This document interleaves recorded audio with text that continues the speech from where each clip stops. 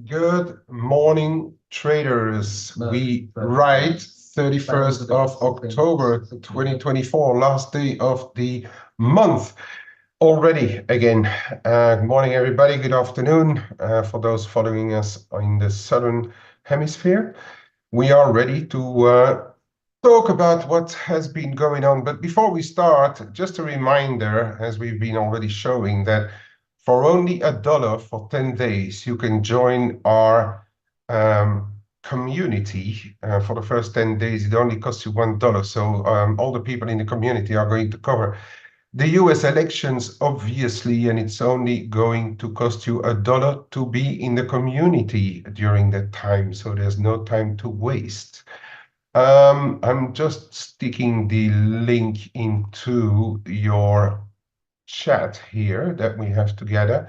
And also, we are still running our trader funding program, obviously. And for the last day of this month, you could still enjoy a 20% off for on your assessment fees. And when you take an account, you also gain access for a number of weeks to our trading community, depending on the size of your account. As you can see here, from the smallest account, you get 2 weeks access. To the biggest account, you will get about 4 months of access to our platform, which is absolutely great, and we see you there.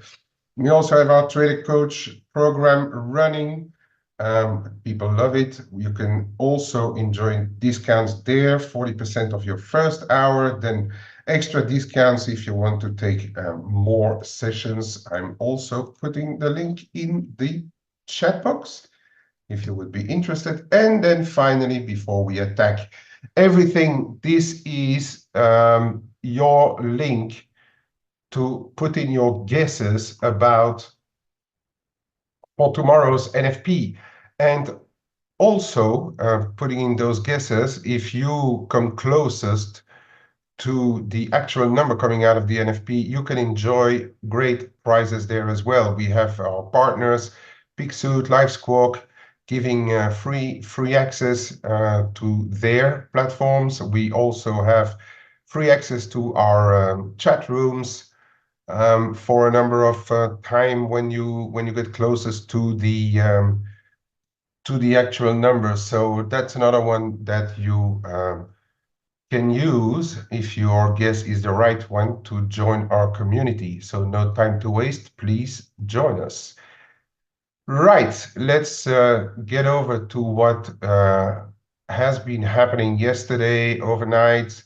Where are we? Where are we? Where are we? That's yesterday here. Okay.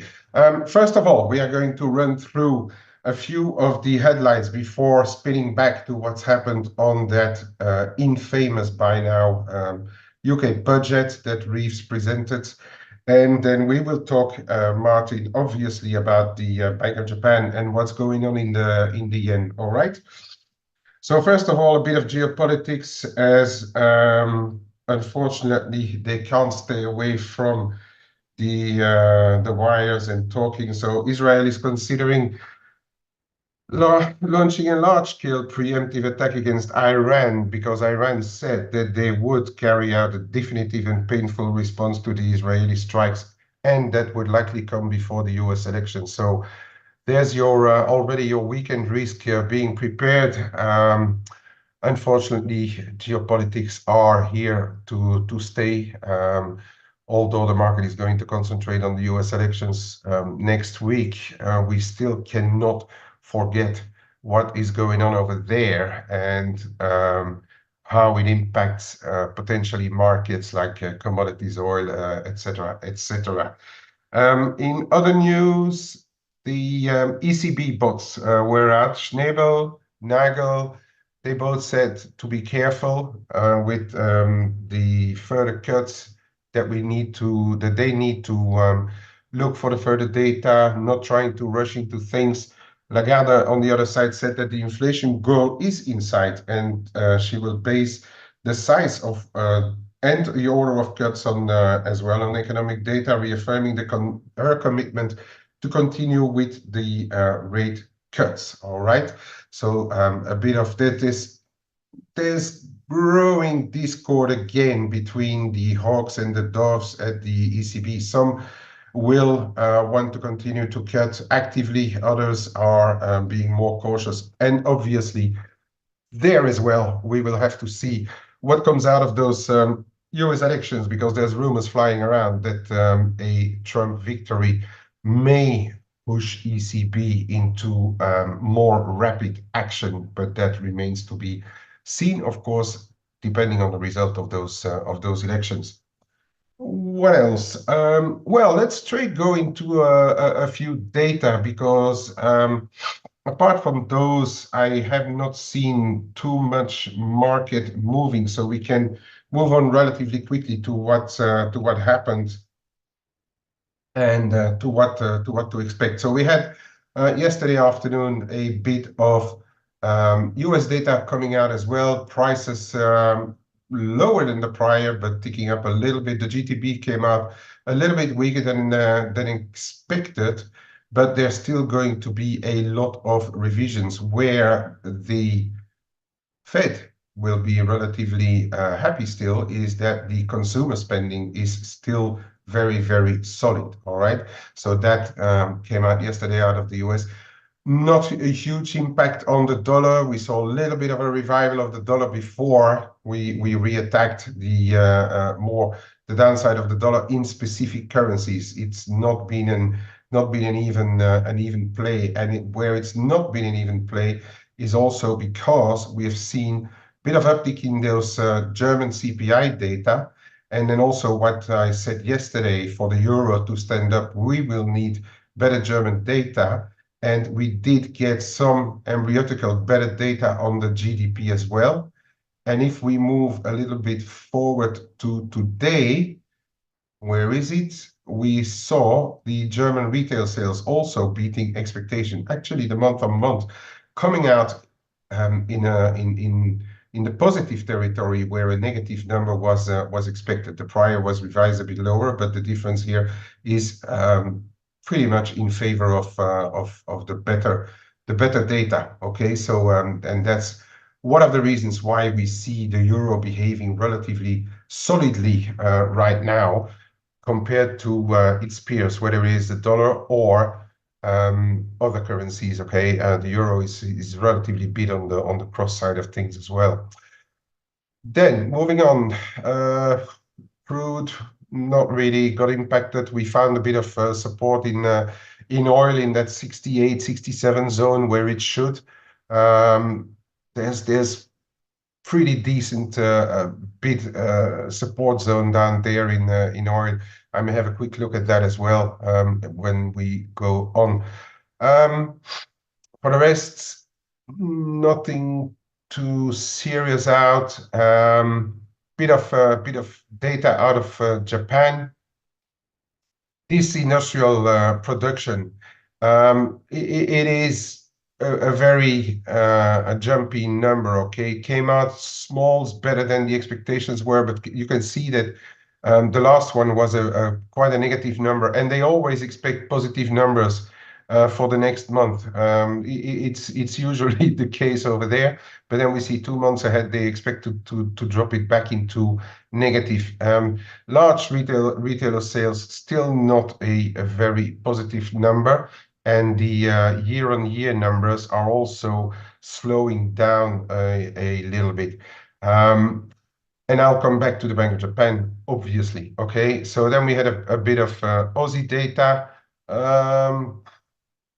Pretty decent building approvals over there. Data not, and the retail sales also came out in a small positive quarter-on-quarter versus a prior negative number. Not a lot to mention there. So then we went on to the German, as I said already, retail sales coming out a bit better. One in between here, where is it? Here, the Norwegian Central Bank currency purchases, they are coming down. And recall what I said a number of days back.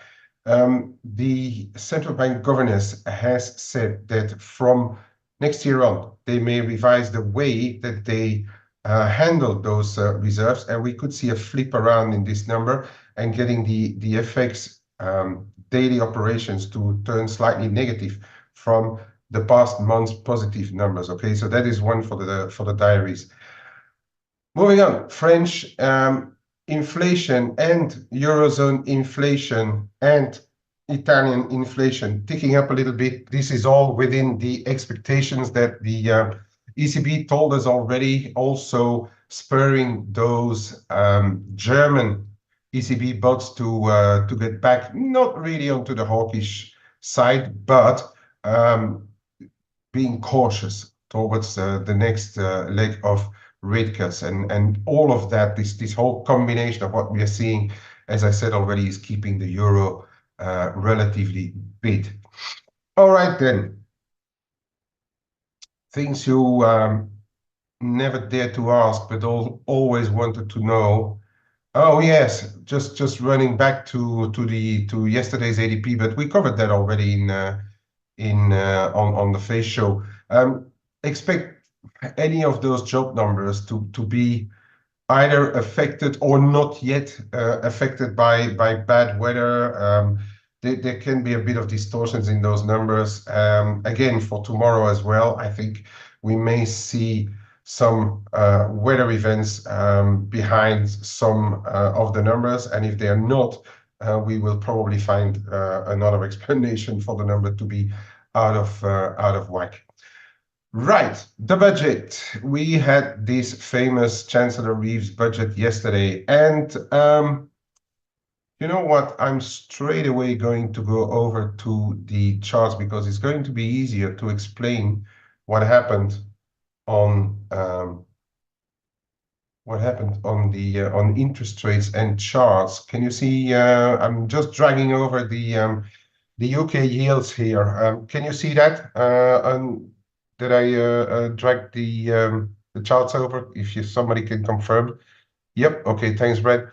So what we had while the budget was coming out, first of all, a bit of a lukewarm reaction. Rates didn't move until she was well underway, and then all of a sudden, when the market started to look at this budget, where she was increasingly talking about raising taxes, raising the national insurance contributions from 13.8 to 15%, payments, and the payments level from where those increase would happen being lowered to five grand instead of 9 grand.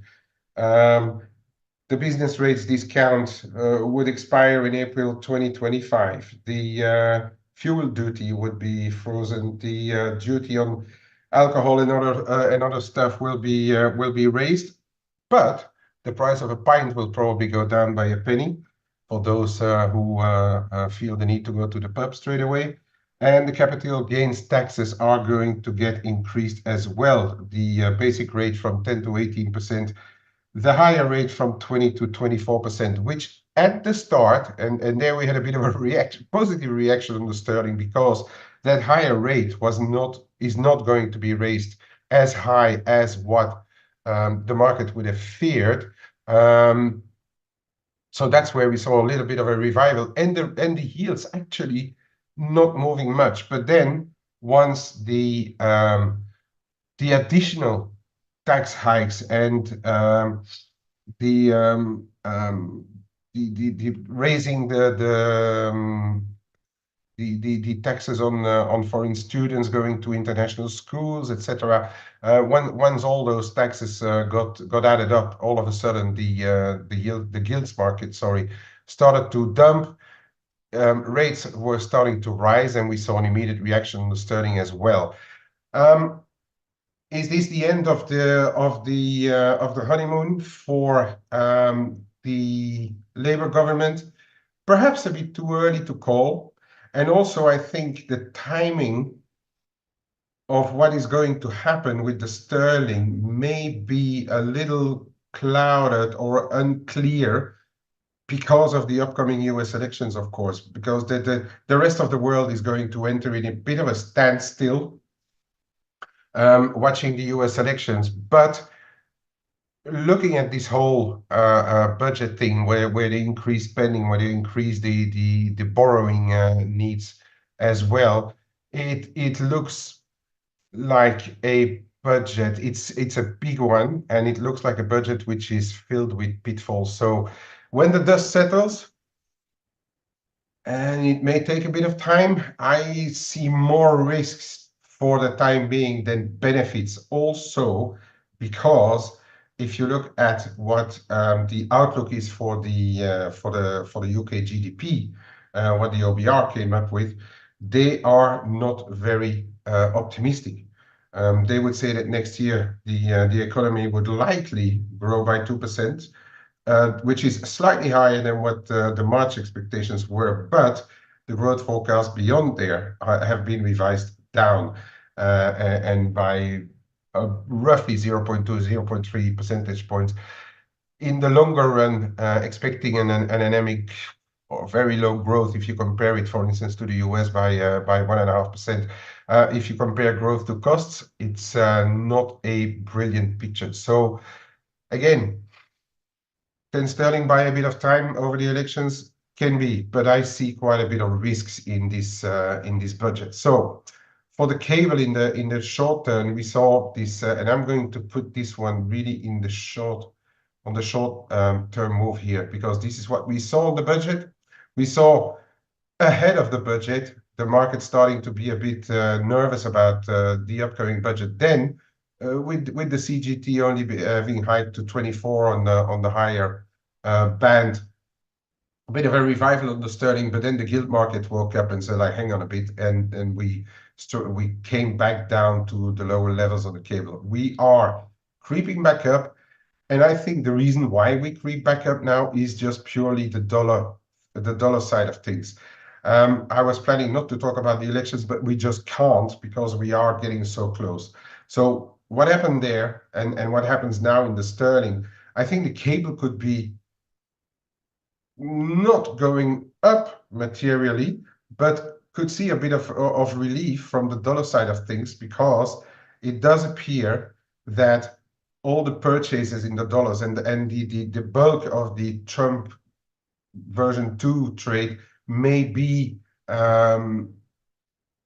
behind us, the bulk of it. So it could be a bit of a distorted picture here in the cable, but we have to still acknowledge that any tests of that supportive trend line here have held so far. So you have your levels. If anything would happen over tomorrow's NFPs, for instance, you have your levels to the downside, somewhere around 129.40. Cable should really hold, or they may be running into trouble. Top side, we are turning around. There is a little bit below this zone here now, around this level around 130, and the top side here, we just stopped shy of that 130.5, where your top side level will lie in the cable. That for the cable. An interesting one, and that, if the market is nervous enough about the budget, could actually now have seen a bit of a decent bottom, is this euro sterling. And as I said, when you see green shoots in Germany, usually the euro is relatively happy, and we've seen it in various currency pairs as well. And euro sterling is no exception. Okay, so this is one now where I think if you want to steer away from the dollar, this is one that is worth monitoring, because if we start to rally through this 83, 80, 85, which capped, and which is also the bottom end of the prior try before we dumped down to 83, the figure. If we start to move back above this 83, 85 zone, we could be in for a bit of a recovery. And I guess that is where perhaps, rather than the dollar, we should be looking for moves in sterling. Whether you're a bull or a bear, if this caps, we could slowly drift back lower if the budget is not that bad after all, judged after the dust settles a bit. But if you're a bit of a sterling bear and you think that there is a risk for the sterling, and I've changed my view a bit on the sterling, I think there is a potential risk for the sterling building. this could be the one now that you look for. It's a relatively slow mover compared to other crosses, but it could also be a thorough mover and just start to tick up, especially if euro data continue to confirm. Okay, I'm not going to call a return back up to 85, the figure as of yet, but it may just be the case that we have seen a bottom here and that we slowly start to move up. Now, just the last line about this. This morning, Reeves came out because yesterday there were those hints of saying that it might the tax hikes may not be done. And this morning, looking at what the gilt market was doing, Reeves came back online and said that she's not going to come back in the spring budget asking for more money, and she won't have to do what she did yesterday ever again. And there will be more plans to boost growth. So she thought it necessary to come back and talk to the markets, which are now putting the budget in doubt, the growth in doubt, but the spending on the forefront. A lot of people are talking about the Bank of England and what it may mean. I'm not overly sure that it changes that much, despite we saw those yields ticking up. The market, as media reports, is now pricing in less cuts. This is not pricing in really less cuts. This is the gilt market being worried about spending and about borrowing. Okay, because if you take the risk of what's happening in sterling here, if you take this risk into account, more spending doesn't mean a Bank of England that is going to raise rates. And I actually would argue it could be, and I could argue, but that will have to be proven, that actually companies are going to start to lower wages, and that one of the big components, which was wage inflation in the UK, one of those big components,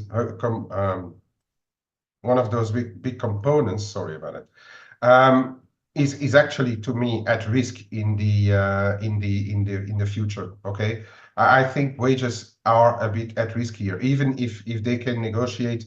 In the meantime, wages, I hope the wage negotiations will have ended before companies will turn around and say, like, well, if I need to pay the national insurance compensations or contributions higher and from lower wage levels, well, I know what to do then. I'm going to lower the wages. And this is a risk, I think. This is now a real risk.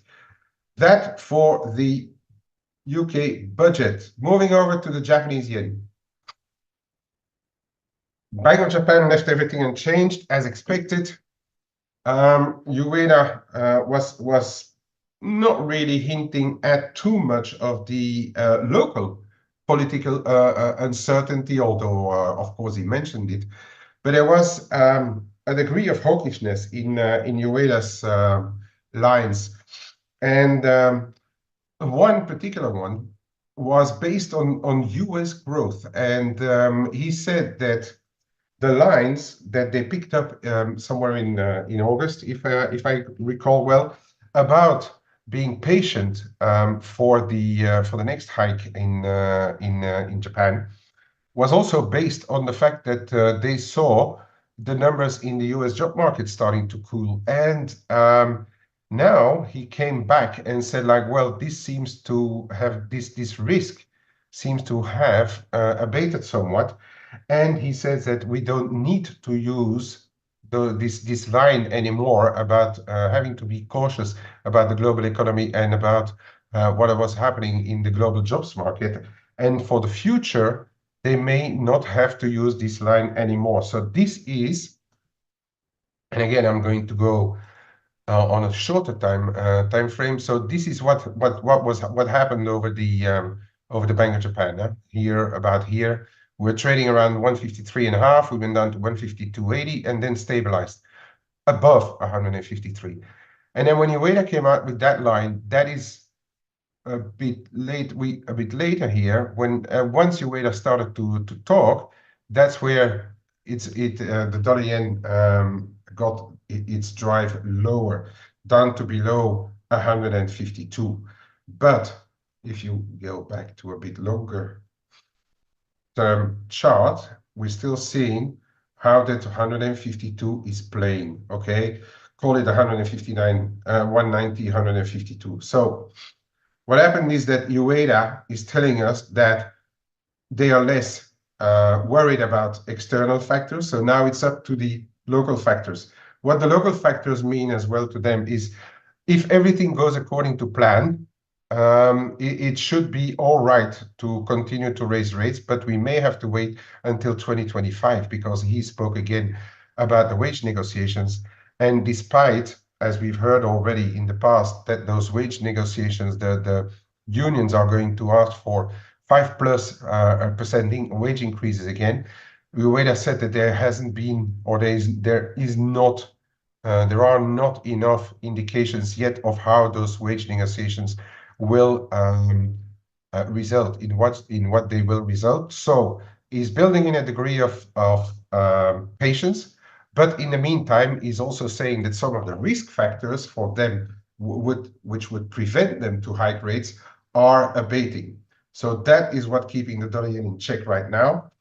That is also the reason, one of the reasons why we're holding above this big 152. And as I've been saying, don't stare yourself blind on the 152. Add a bit of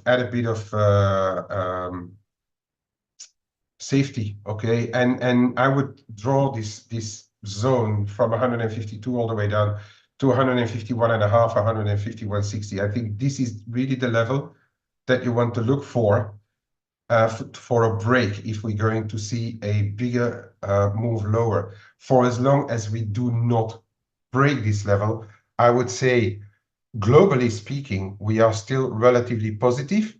Short-term speaking, I can't find too many reasons to very actively trade, besides the fact of we could be in a range until tomorrow's NFP. And then all bets are off going into the US elections. And into the US elections, I'll talk about it more on tomorrow's flow show again. But again, I would like to warn everybody that we could see really outsized moves, depending on how the exit polls are running, depending how some swing states like Wisconsin are going to result, and really we could be, especially in stuff like the yen, which now moves 1% on a decision or on a non-decision, in this case by the Bank of Japan. It can move 1.5%. On US elections, it can move 2 or 3%, right? Because it is a volatile currency pair. And any position that you may have, whether you're short at 153.5, you could be washed out at 155. Or if you're long at 152, you could wake up and dollar yen still at 152.5 the next day, but we will have traded sub 150. So I really would be extremely, extremely careful going into the US elections. If you have any really strong view on yen going into the elections, whether it be bullish or bearish for the yen, I would rather trade a cross pair here, okay? And depending on what you want to do, I really would say, like, watch the wider levels, because even the crosses will be affected because of the risk factor in those elections, okay? If you want to look at it shorter term, okay, it is still a daily, so I'm because whatever yen is involved now, as I said, we are moving 1.5% in a day without a problem. So I prefer to stay myself on longer time frames. But you can see here, for instance, the euro yen, and then we're coming back to this euro that is seeing a bit of a revival, right? We're turning around an interesting level here, which is around 165, okay? 165 could be your level, above, below, which is going to determine the next leg. And then also you see the more medium-term simple moving averages, and they're around 164.5. So you have a few levels there to trade, okay? If the market would wake up and say, like, okay, the Bank of Japan didn't give us enough, but I still like the euro, watch what happens. we could be tagging this 61.8 again, and there has been activity around this 167.5 as well. Okay, okay, here we overshot a little bit, and again, keep into account that this thing moves quite a bit, so don't stick to the exact level of a trend line or a Fibonacci level. It's give and take pips, all right? But we saw activity around here, so this is an interesting one to keep an eye on the top side. If you see the move lower again, watch for this 164.5. If it goes, we could be in for a deeper move back down to perhaps mid 162s. Okay, so this is just an example for trades one can be in if you want to steer away from the dollar side of things. If you look at the Aussie yen, for instance, we're again turning around a bit of a trend line and a bit of a zone which has been actively trading again. You're talking about 99.80 on the downside, 99.70 on the downside to 100.14 on the top side. Where are we? We are trading at 100.15 right now. So this could be also one. If you look at the risk, if you look at how copper moves, if you look at how energy also moves, for instance, gold moves, for instance, we could be here at an interesting decision level as well, whether we go higher again up to 102, or whether we fail and we come down to trading well below 100 in the 98s. These are just examples of stuff that you can trade if you want to steer away from the dollar. Speaking about the dollar, and I'm just going to take this the biggest pair here that we're trading. We are trading value date month end, okay? But we have seen, so there were the models were thinking about or the models were showing smaller signals because the moves have not been that big this month, and also October is not a quarter end or year end. So the models were showing a bit of a mild dollar selling versus most of the currencies for later this afternoon. But yesterday's drop in the US markets may have put those signals, may have reduced those signals. So I'm not going to really take big part in calling anything for month end, but has to be noted that the euro is doing relatively well, and we are turning around some interesting levels as well. So for the afternoon, watch what's going on in this 108.65.70, 108.80 zone. If we start to move above, that could mean that month end is at play and we're going to have a look into the 109s. It could just mean, all right? And then afterwards, we're just going to have to trade what's happening in the what's happening on the US NFPs tomorrow, obviously. Downside, where is it? Here, your 108.30 again. This is the level that has been traded quite often. If it goes back below 108.30, the party may be over for now, or front runners may have to let their position go. But as we stand now, and as you also look on, as I showed you the euro sterling, but if you look at across the board, if you look at euro crosses, they're all doing quite well. If you look at what's happening in euro commodities, for instance, euro is also doing pretty well. We are back even above this 165.30 on the euro Aussie. This is relatively big, and euro kiwi is not an exception. Where I thought we may have found some kind of a top there and starting to punch lower again, it all got reversed again, and now we are actually pushing against this 61.8 here. The euro looks like it's a wanted currency for month end at least. So take that into account if you trade anything else outside of the dollar. And then quick look at the Kiwi. I'm going to go back onto the longer term one. We are again retesting those that little support zone here. I am, but I've let some go. But I am a little long, but I'm getting nervous. Especially if I look at those equity markets. I'm getting a little nervous about this. So I decided just to I bought it around here, around 59.60 on along this trend line yesterday. I'm getting a little bit nervous. If we go back below my entry level, I'm just going to let it all go, because I think those mountain signals have been reduced, and I'm not too sure about what we are going to do with this in the end. And then tomorrow NFPs could throw everything around again. Gold. Darej, are you here? I guess you're here.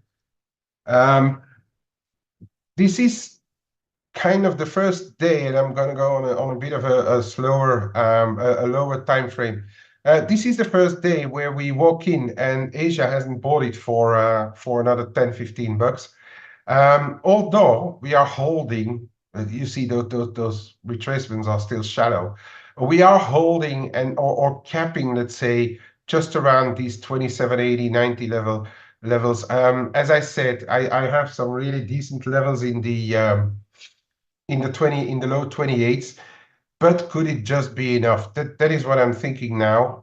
Could it just be enough? As I said, this is the first day where we walk in and Asia hasn't bought it for another 10, 15 bucks. It may be hinting at them being loaded enough or loaded up enough ahead of the elections. All right. I'm not saying that we can't go into the 28s, but I'm not like really thinking of trading much of it. The US has of course a say about it, and if they still are preparing more for the Trump trade, we could see a move into those 28s to before the month is over, or into the NFPs. If we get a bad report, of course, tomorrow on the US jobs, this could really push into the 28s before the week is over. But for the time being, we may have this first hint that Asia may be done, all right, on the gold purchases. So that is kind of how I am looking at gold right now. What else? What else? What else? There's not a lot else that I really wanted to show. Oil is actually, and I need to take this away. Oil is actually showing signs of wanting to bottom out at the lower end of this wedge. As you can see here, really the big levels are rather around 63, 64, but we are holding we are holding here for now. And it seems that Iran, Israel are still bellicose enough to keep it from really dropping out. I think this is one which is also going to be on the move again after the weekend, again also over the US elections. But just be aware of those big levels that we are on the approach of, okay, in oil. And it's going to, whatever happens, if we get down there, it's going to move, whether we see a big break or finally a move back up. It doesn't seem that OPEC has the hand on anything to drive this right now, but geopolitics and the US elections may have, okay. And with that, gentle people, I am going to call this a show, unless you have something to look at last minute. But I think I've done the rounds on everything. So I'm going to wish you a fine end of month and trade safely. And we speak again tomorrow. Hey traders, this is Blake Morrow with ForexAnalytix. Thanks for stopping by our YouTube channel. Don't forget to like these videos, share them, and subscribe to our channel so you don't miss any of the content that we provide here for free. Thanks for stopping by. I'll see you in the next video.